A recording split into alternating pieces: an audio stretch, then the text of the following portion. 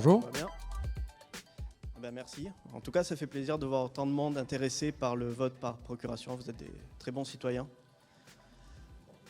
Donc là, l'idée, c'est de vous faire un retour d'expérience sur la création de maprocuration.gouv.fr, qui a été un projet qu'on a commencé en septembre 2020. Et on a une première version qui est sortie 6 mois après, c'est ce qui est écrit. On a mis en service ça pour les élections régionales et départementales de cet été. Et donc là, c'est un peu vous présenter l'historique de ce projet et surtout vous faire un focus un peu sur la période qu'on a passée, qui était la période de Covid, et trouver un peu les différents leviers qu'on a pu actionner pour faire en sorte que ce projet puisse se réaliser dans de bonnes conditions. Donc avant tout, on va se présenter. Moi, je suis Michael, le Marseillais. Je travaille pour Octo Provence. On a un stand au-dessus, donc n'hésitez pas à venir nous voir. Et donc je suis accompagné d'Adrien. Adrien, moi je suis Delivery Manager et donc je travaille pour Octo Paris, Voilà. avec Michael donc sur ce projet. Donc côté rôle, j'étais plus sur la partie technique et Adrien était plus sur la partie Delivery Management. Alors, on va rappeler très rapidement le contexte. Le contexte, c'est quoi ? C'est de faire une dématérialisation du processus de demande de procuration tel qu'il a lieu aujourd'hui, enfin en tout cas avant qu'on mette en place ce service, qui était à la base, je vous le rappelle, une petite fiche CERFA à utiliser, à remplir à la main, aller au commissariat, se faire valider son identité et cette fiche, et ensuite cette fiche était envoyée par poste aux mairies. Le problème de ce mode de fonctionnement, c'est déjà qu'il est un peu archaïque. Et il y avait aussi un problème au niveau du suivi. Au niveau citoyen, on ne savait jamais au moment d'aller voter si notre procuration avait été bien prise en compte ou pas. Donc il y avait des enjeux économiques aussi parce qu'il y avait un coût au traitement du dossier que le gouvernement voulait réduire. Et en gain de temps et en modernité, c'était quelque chose qui était important aussi pour le gouvernement. Donc voilà, ça c'est vraiment le contexte. Pour vous rappeler le process, c'est ce que j'ai dit. Le citoyen s'identifie sur la plateforme, va devoir renseigner sa demande de procuration, là ce sera un formulaire, l'enregistre. Cette demande est ensuite envoyée au commissariat. Il y a toujours ce processus pour le citoyen d'aller au commissariat faire valider son identité, mais là c'est quand même plus rapide. Et une fois que c'est fait, c'est transmis directement aux mairies, et là la mairie valide en vérifiant qu'on est bien sur les listes électorales, etc. Fonctionnellement, c'est vraiment ce qu'on a dû faire, c'est dématérialiser le processus tel qu'il existe aujourd'hui. En termes de delivery, c'était un projet qui était c'est un projet à coup de poing, donc on avait 5 mois pour le faire. On a été contacté au mois d'août, mi-août, pour le faire par le ministère de l'Intérieur. Et c'était en pleine 3e vague. Donc là, on a eu différentes contraintes qui ont été de devoir réaliser ça tout à distance, mais ce qui nous a aussi permis de pouvoir travailler ensemble. On a dû monter une task force avec des personnes qui venaient d'Octo, mais qui ne se connaissaient pas, qui n'avaient jamais travaillé ensemble. Et on avait aussi d'autres contraintes liées aussi au Covid et aussi à la confidentialité du projet qui faisait qu'on ne pouvait pas en discuter avec nos utilisateurs finaux. La mise en prod était pour janvier. On n'avait pas beaucoup de marge au niveau fonctionnel ou au niveau technique, au niveau date de livraison. Donc il fallait vraiment délivrer. On avait une cadence assez soutenue à maintenir et pour arriver à délivrer le produit à temps.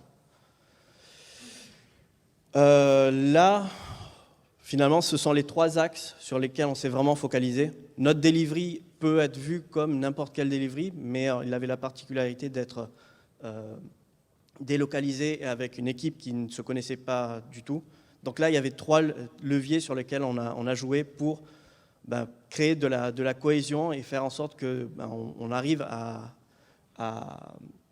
développer ce produit tel qu'il était demandé. Donc les 3 leviers qu'on retient, c'est le fait d'avoir une culture d'avoir un outillage qui soit adapté au contexte dans lequel on se trouvait et avoir une organisation aussi qui s'adapte à ce type de projet. Donc ce qui est important, c'est la première chose qu'on a essayé de faire émerger, c'est une culture, enfin un sentiment d'appartenance au projet. Bien que n'ayant jamais travaillé ensemble, on avait quand même un socle commun qui était les valeurs et les méthodos qu'on utilise chez Octo. C'est l'agilité, le craft et le product ownership. Donc ça, c'était vraiment notre socle et ce qui nous a permis aussi de très rapidement nous aligner et de pouvoir directement être productif. On n'a pas eu de temps de latence à se mettre d'accord sur quelle est la bonne méthodologie à utiliser, quels sont les différents process qu'on doit mettre en place. Là, on venait quand même on partageait une culture commune et donc on a pu s'asseoir dessus pour directement être productif. L'autre point important, c'était d'avoir un bon mix entre juniors et seniors. On pourrait imaginer qu'avoir que des seniors, ça peut être un gain pour un projet tel que celui-ci, en se disant on n'a que des seniors, on va forcément aller plus vite. Ce n'est pas forcément vrai dans les faits parce que trop de seniors, c'est beaucoup d'experts, c'est aussi beaucoup de positions fortes. Les gens vont beaucoup se batailler pour prendre un peu le leadership sur la manière de faire. Et ça peut aussi ralentir pas mal de choses. Et de la même façon, trop de juniors, c'est aussi manquer de cadre et un risque aussi sur la livraison finale. Donc là, c'est vraiment avoir un mix junior-senior. Et pour ça, en fait, on met en place, il y a des règles du jeu qu'on se fixe dès le départ. C'est le partage de connaissances. Les juniors apprennent des seniors et en fait, ça dégage aussi du temps pour le senior pour des tâches un peu plus compliquées. Et le junior, lui, monte aussi en compétences, donc tout le monde est satisfait. Il y a de la transparence, que ce soit au niveau de la roadmap, au niveau avec le client, entre nous, entre Octo et avec quiconque partage le projet avec nous. C'est de faire en sorte que tout soit mis à plat et tout doute ou tout besoin de revenir un peu sur tout ce qu'on est en train de faire, on le partage. Et en tout cas, on lève des alertes s'il y en a. Il fallait absolument lever la possibilité d'un effet tunnel qui aurait été potentiellement très coûteux par rapport à notre enjeu. Le deuxième point, c'est ce que je disais, c'est sur l'outillage. On a plutôt tendance, quand on passe de présentiel à distanciel, de rester un peu sur le même mode de fonctionnement que l'on a en présentiel. Nous, on pense que vraiment, il faut s'adapter un peu au contexte dans lequel on se trouve et donc trouver les bons outils. Là, ce qu'on voulait mettre en place, c'est un peu tout ce qui est un peu en lien avec ce partage de connaissances. Nous, on le fait avec beaucoup de mob programming, du pair programming, des points de tech réguliers. Il nous fallait aussi un outillage qui va bien. Je vais faire une confidence. Discord, c'est pas du tout notre outil entreprise, mais dans ce contexte-là, c'était vraiment celui qui était le plus adapté parce que multi-écran, parce que très rapidement, on pouvait se communiquer directement. Et on avait mis le client, Scalingo, qui était notre hébergeur, et l'équipe de dev ensemble. Et donc, on a fait en sorte de limiter au maximum la latence qu'il pourrait avoir dans la communication et faire en sorte on soit tous hyper réactifs. On a beaucoup favorisé la communication visuelle.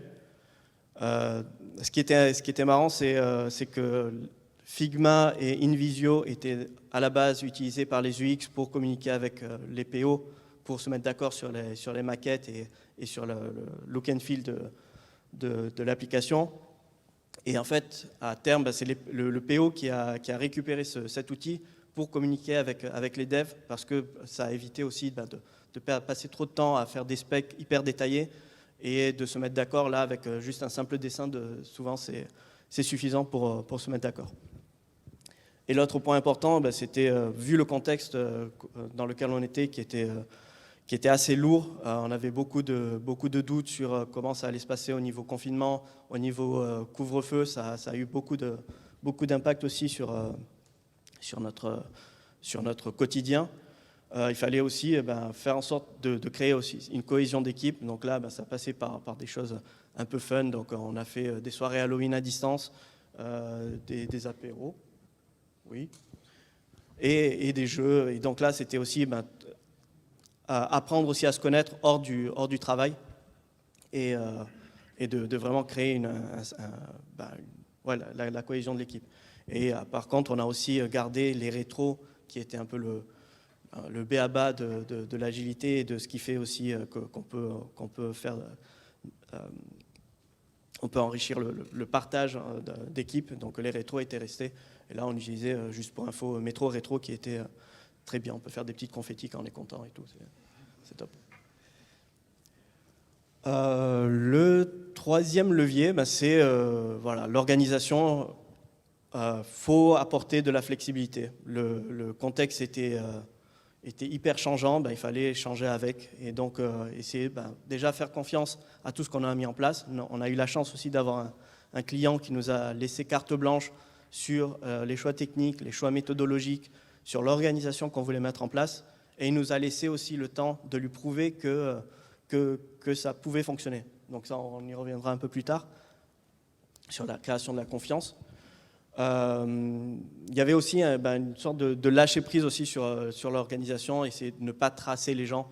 Ça avait peu d'intérêt, surtout que là, on avait aussi d'autres choses à faire en plein milieu de la journée. Il fallait, on adaptait par exemple, un exemple bête, c'est les stand-up. On faisait en sorte qu'on soit couche tôt ou couche tard, selon le profil de chacun, de trouver vraiment le temps médian qui allait à tout le monde et qui permettait à tout le monde d'être, au moment où ils sont présents, d'être complètement focalisés sur le travail et non pas essayer de jongler avec ce qu'ils ont à faire à côté.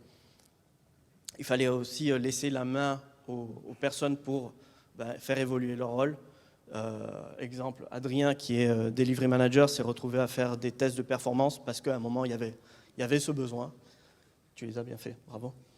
Et on est au DevOps Day, on avait un Ops qui a fait du Dev aussi, et ça, c'était incroyable, ça arrive.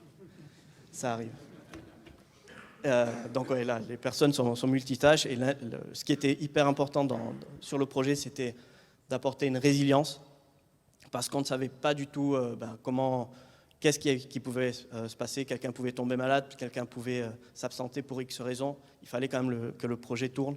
Et donc, c'est ça aussi qui nous a poussé à lâcher un peu de lest aussi sur l'organisation qu'on aurait eue en mode traditionnel. Sur la gestion de projet, pareil, on était parti sur quelque chose de très by the book au niveau du Scrum.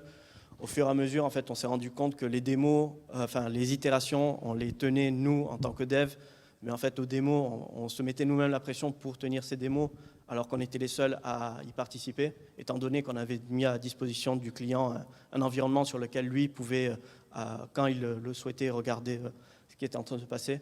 On s'est dit, autant partir sur du Kanban. On avait la date finale, on savait les fonctionnalités qu'on devait délivrer. Ce n'était pas la peine qu'on se mette de la pression à tenir une cadence qui n'était pas forcément la mieux adaptée. Le WIPA 1, c'est quelque chose qu'on a mis en place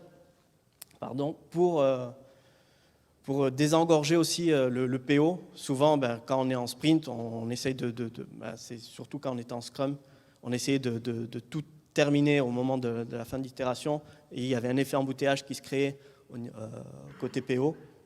Là, l'idée, c'était qu'on ne fait rien passer en recette. Il y a une seule story qui peut passer en recette à chaque fois. Ce qui faisait que tout le monde était bloqué. Souvent, c'était parce que la code review était en attente et personne ne voulait la faire. Là, on bloquait tout le process. Tant que la code review n'est pas faite, on ne peut pas continuer. Et d'un point de vue technique, au global, on est parti vraiment sur quelque chose de simple. Il fallait vraiment se focaliser sur la valeur, et on a fait en sorte d'éviter au maximum de partir sur des technologies exotiques ou de tirer des plans sur la comète qui potentiellement n'étaient pas adaptés. Donc pas de suroptimisation, rien. Ce qui nous amène à une archi qui est relativement simple. C'est très classique, du front, du back, une API entre les deux. Il y a un BFF aussi qui permet de communiquer entre le front et le back. Et ensuite, sur le front, on est parti sur du Next À un moment, on s'était posé la question de partir sur du Vue. Et en fait, on a eu la chance d'avoir dans l'équipe un expert de React. Donc, c'est ça qui nous a amené à faire ce choix plutôt. Là aussi, je pense que c'est un point important, c'est vraiment tirer au mieux parti de l'équipe et au lieu de pousser les gens à s'adapter à des technos qu'ils ne maîtrisent pas forcément, autant aller vite et prendre des technos aujourd'hui.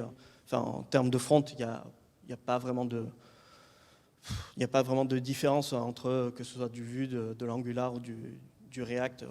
Quel que soit le besoin, ça va le faire, quoi. Donc autant s'adapter. Sur le back, on a pris du Nest. Je ne sais pas si vous connaissez, mais c'est un framework en fait au-dessus de Node et qui permet là de créer assez rapidement une API qui met en place le système de guard, le système de gestion de privilèges, de sécurité qui nous permet de très rapidement être productif et pas passer énormément de temps à mettre en place une tuyauterie où là, en fait, qui n'aurait pas de valeur du tout par rapport à ce qu'on avait à faire. Sur le versionning et sur la CI, là aussi, on est resté sur du grand classique, GitLab. Ça faisait le job. On n'a pas cherché à faire plus. En termes de pipeline, il y a du test unitaire, du SonarQube, des tests de sécu, des tests de performance. Et pour l'environnement, j'en ai parlé, on est parti avec Scalingo parce que ce qu'ils nous proposaient faisait très bien le job et on avait aussi des missions précédentes sur lesquelles on avait travaillé ensemble et ça s'était bien passé. Il n'y avait aucune raison de faire autre chose à ce niveau. Petit point sur, voilà, on a essayé de faire au maximum de l'agile, mais il y a eu quand même des choses sur lesquelles on n'a pas pu réellement avoir la main, notamment sur tout ce qui était test utilisateur, test de performance, test d'accessibilité. Test utilisateur, vu le contexte, c'était compliqué. Sur les tests d'accessibilité, il fallait que quand même l'application soit à peu près terminée avant de pouvoir faire passer ces fameux tests. Donc il y avait une certaine inconnue à ce niveau-là. Et pour tout ce qui est sécurité, c'est la même chose en fait. Il y avait toujours cette petite inconnue au moment où on a terminé de dire ok, maintenant on a l'audit de sécurité, qu'est-ce qui va se passer? Étant donné qu'en plus, si ça ne passait pas, il y avait un gros risque et potentiellement on aurait dû annuler la livraison finale. Sur les tests de performance, on est parti sur du K6, donc là qui permettent même à un DEMA de s'amuser. Juste là, c'est juste un petit focus sur les tests. La base de données qu'on utilisait au départ, elle se résumait à une table. On a tout mis dans une seule table et ça faisait très bien le job. On a revalidé le choix avec les tests de performance. Au final, pour le gain d'optimisation qu'on a eu, il a été fait en rajoutant quelques index et en jouant sur le volume des conteneurs Scalingo. Et là, très vite, on a pu débloquer les potentiels problèmes qu'on avait en termes de performance. Et aujourd'hui, j'ai l'impression que ça marche très bien. Donc, c'est top.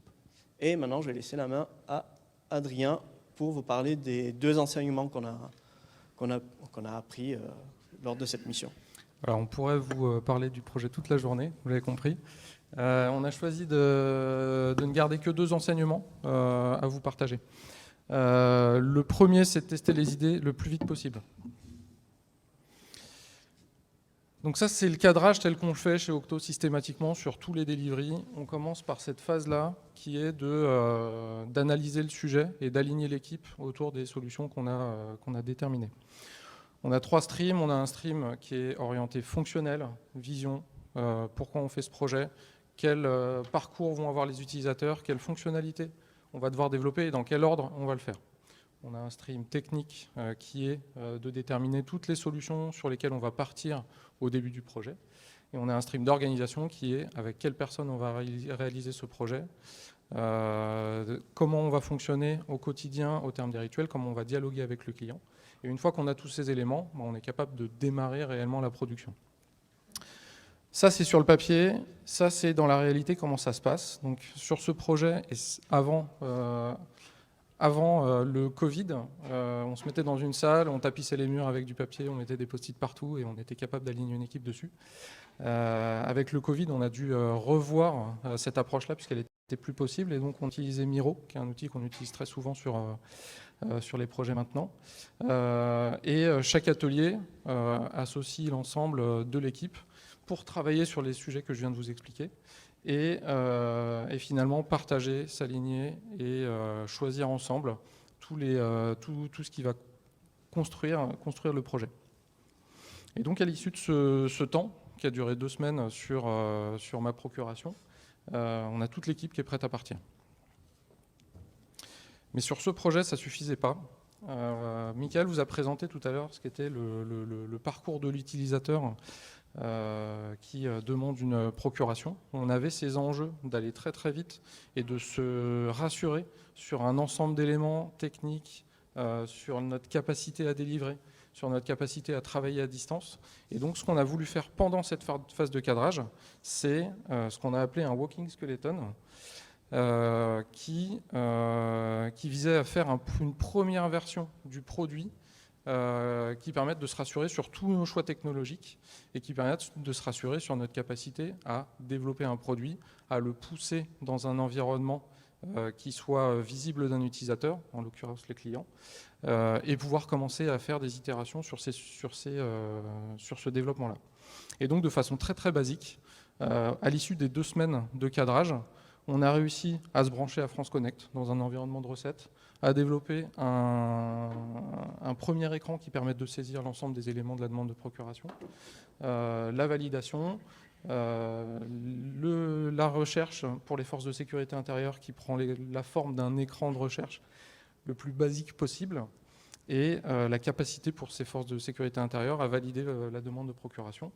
Et à la fin, un écran pour les mairies avec la liste de l'ensemble des demandes qui ont été passées. Et donc avec ces écrans qui sont minimaux, on se rassure, et au bout de 3 semaines, notre client, il a accès à un environnement de recettes, il voit ce qu'on a fait, et au bout de 3 semaines, il est rassuré sur notre capacité à délivrer le produit. On a plein de fonctionnalités encore à développer, mais on a le minimum. Et ce qui nous a le plus surpris finalement, une fois qu'on était en production, donc là je vous parlais juste avant de la recette, mais 6 mois plus tard on est en production. On n'a pas réussi à se mettre en production avant parce que c'était pas possible de proposer aux citoyens évidemment des demandes de procuration pas finalisées. Mais en fait ce qui nous a surpris pour la blague, c'est ce genre de retours, des retours d'ordre de complotisme qui nous ont été partagés sur Twitter. Mais si on regarde dans le détail, quand on a réussi à se mettre en production, donc en février, on a eu d'excellents retours des citoyens avec d'excellentes notes qui ont été postées sur la simplicité finalement du parcours. Les forces de sécurité intérieure, on avait des craintes sur leur adoption de l'outil, sur le fait qu'elles soient en mesure de le prendre et puis de pouvoir l'utiliser.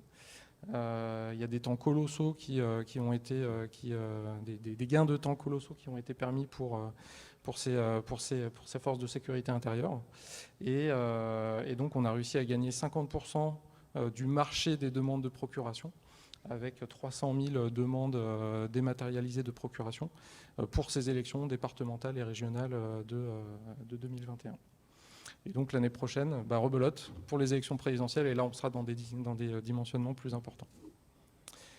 Deuxième enseignement, ce qu'on a réussi à faire sur ce projet, et pourquoi ça a fonctionné, c'est qu'on a réussi à projeter tout le monde dans des territoires et à permettre à tout le monde de garder son autonomie et de pouvoir s'exprimer.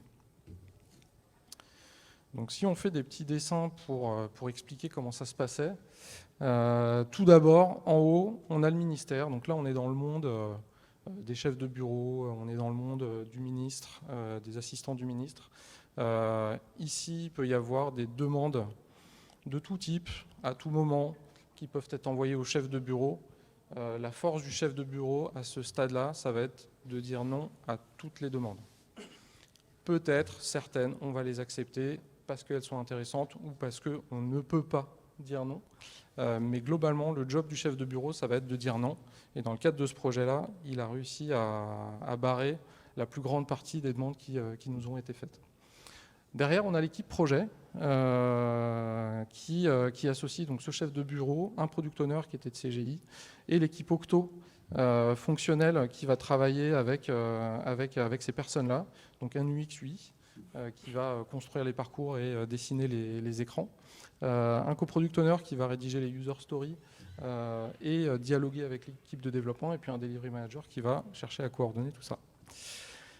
Donc là, on est dans le monde, on était dans le monde de l'asynchrone côté ministère. On envoie des mails, on envoie des documentations, on répond avec des documentations et des versions qui s'enchaînent. On passe dans le monde du synchrone et des gens qui dialoguent tous les jours au quotidien et qui cherchent à trouver des réponses très très rapidement quand on a des événements qui surviennent. Et donc en face, on a l'équipe de développement, enfin, en face ou à l'intérieur, et on rentre là encore dans un monde encore plus synchrone de personnes qui étaient en dialogue au quotidien toute la journée. C'est le monde du daily, du pair programming, du mob programming.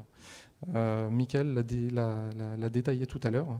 Et donc, ce qu'on va chercher à faire, c'est de donner toute l'autonomie à l'équipe de développement pour réaliser les user stories, travailler sur les fonctionnalités et déployer en production. Et finalement, l'enseignement sur ce projet-là, en temps de Covid, c'est qu'il est apparu un nouveau monde.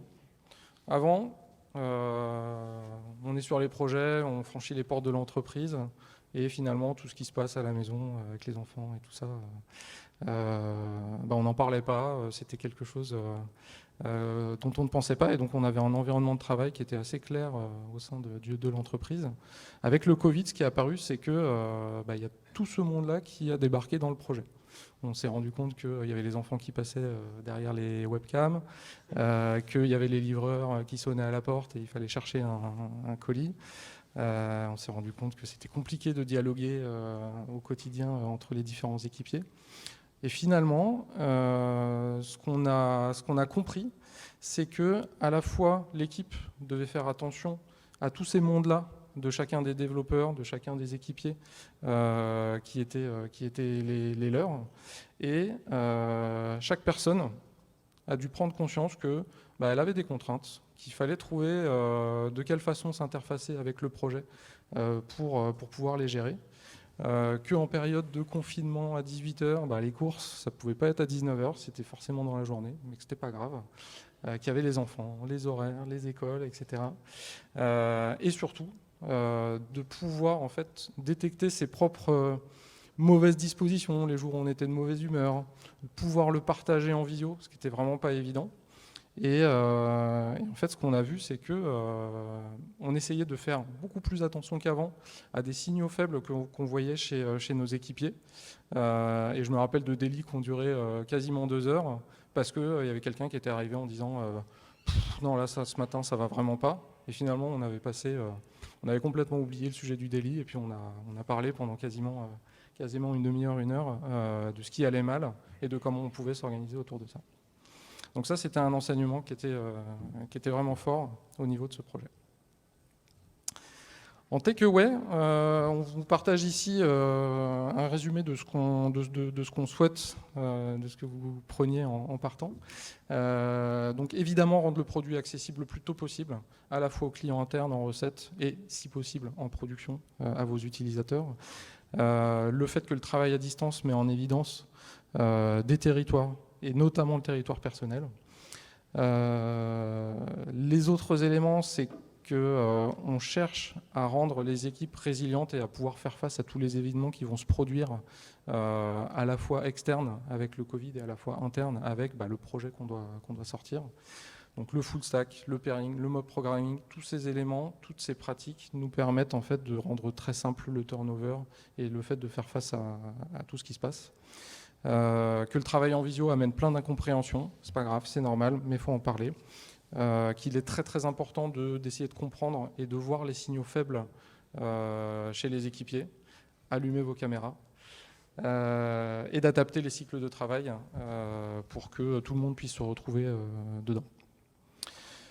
Dernier élément, clarifier les contextes, donc très très important sur les projets et notamment en temps de Covid, de rendre très très lisible la vision du projet, les objectifs et le sens qu'on lui donne, et de clarifier les territoires d'autonomie et de responsabilité, sur quoi on vous fait confiance et sur quoi on a besoin de regarder ensemble. Voilà, merci.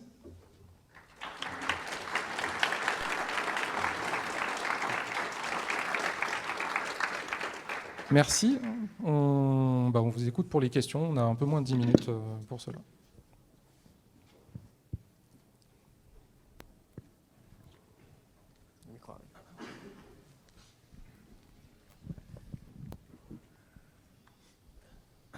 On m'entend ? Ouais, c'est bon ? Ok. Merci pour la présentation déjà. J'avais juste une question du coup par rapport au visio, par rapport au télétravail. Vous disiez par exemple de mettre en place les caméras, mais comment justement on fait en sorte que on laisse la vie privée par exemple, on parlait de Discord tout à l'heure. Discord, ça marche quand même vachement bien sans les caméras, juste en vocal, que quelqu'un il interrompt, on peut parler, c'est comme si on était dans la même pièce sans forcément se voir. Mais de notre côté, il faut aussi pouvoir voir la caméra pour voir les signaux faibles. Du coup, est-ce que vous avez une espèce d'équilibre par rapport à ça ? J'ai l'impression que c'est surtout des moments. Le stand-up, c'est quand même le moment où on prend aussi le pouls de l'équipe, et c'est là où ça semble intéressant d'être tous en visio. Et après, idéalement, un stand-up ne devrait pas durer plus de 10 minutes. Donc si sur ces 10 minutes, on arrive à discuter, et je pense qu'au moment où on parle de ce qu'on est en train de faire, c'est là où on peut détecter les signaux faibles le plus facilement. Après, c'est sûr que quand on fait du mob, là, on est tous sur du code, ça ne sert à rien de se voir. Donc voilà, c'est plus trouver un moment, on va dire, au quotidien où on se voit quand même, quoi, et on n'est pas complètement isolé dans... Ouais, je prends deux exemples. Je pense que l'équilibre, il est à trouver entre l'équipe et chaque personne en fait, qui est à l'aise ou pas d'allumer sa caméra et de laisser voir en fait, ce qui se passe autour. Moi, j'ai deux exemples qui viennent en tête. C'est un exemple dans une autre équipe où il y avait des filles qui ne branchaient pas leur caméra parce que pas maquillées, parce qu'elles ne voulaient pas en fait, qu'on les voit le matin au délit. La tête par terre. Et finalement, petit à petit, ça reste et les caméras ne sont jamais allumées. Et à un moment donné, l'équipe a dû lui faire le feedback de en fait, on ne te voit jamais, donc on ne sait pas si tu es là, pas là. On ne sait pas si tu es avec nous ou pas. Et ce n'était pas du tout l'intention qu'avait la personne en coupant sa caméra. C'était juste qu'elle voulait se protéger. Mais donc, il y a certainement un équilibre à trouver. Deuxième anecdote en fait, à laquelle je pense sur une série de cadrages qu'on a fait pour INSECU Université au printemps. On a travaillé avec des personnes d'Accenture, parce qu'on fait partie d'Accenture Octo, pendant plusieurs semaines, et en face on avait un tech lead, et au bout de 3 semaines, moi je pensais avoir affaire à quelqu'un qui était très junior, qui avait une voix toute fluette, toute timide comme ça. À la fin, on fait le bilan de fin de mission, une espèce de grosse rétrospective. Puis en fait, on a quelqu'un en face tout barbu, qui avait 45 ans et tout. Super surprenant et finalement très déçu de ne pas l'avoir vu dès le début pour se projeter en fait avec cette personne. Voilà.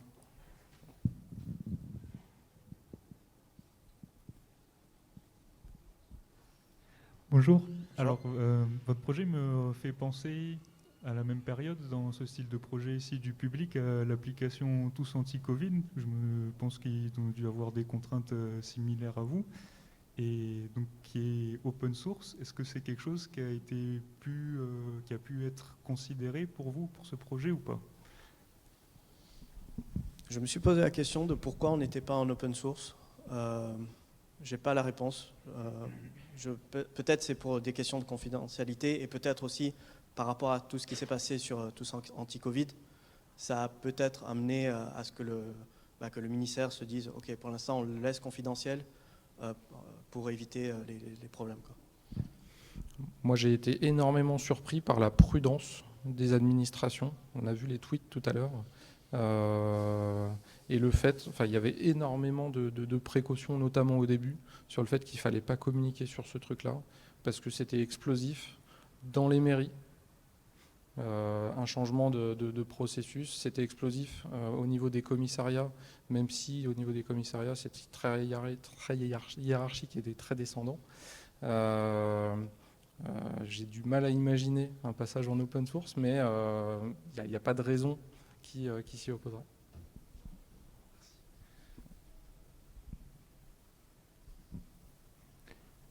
Merci pour les 3 axes que vous avez présentés. Je trouve que c'est une très bonne approche. Merci. Sur l'axe organisation, vous avez parlé d'une équipe multidisciplinaire. Est-ce que vous avez cherché des profils multidisciplinaires dès la création de l'équipe ou les membres de l'équipe sont devenus multidisciplinaires au fil de l'eau? Les membres de l'équipe sont devenus multidisciplinaires au fil de l'eau. Et c'est ce que j'expliquais avec l'histoire de junior, senior. On peut très bien être senior sur du front et être junior en back. Et là, en faisant du pair, en étant sur une story complète de bout en bout, c'est ça qui est aussi important, c'est de ne pas s'expertiser, pas découper la story en disant il y a une personne qui va s'occuper du front, une personne qui va s'occuper du back. Là, les 2 personnes qui s'embarquent sur la story font le front et le back. Et donc, il y a le passage de connaissances qui se fait de cette manière.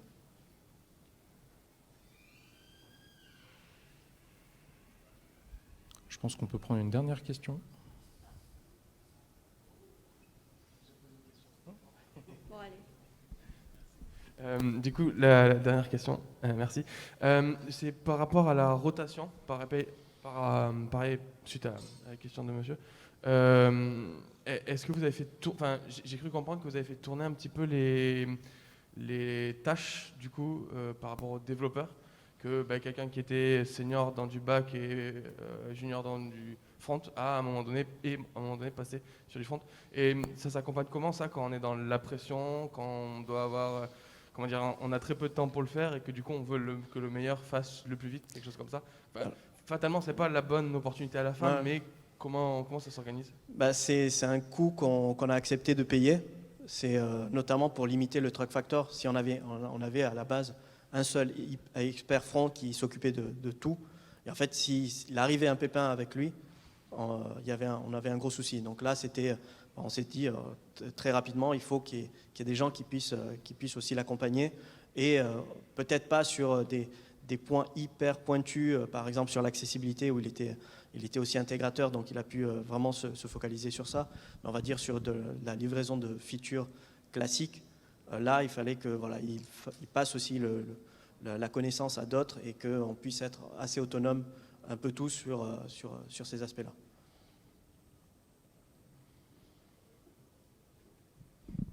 Merci.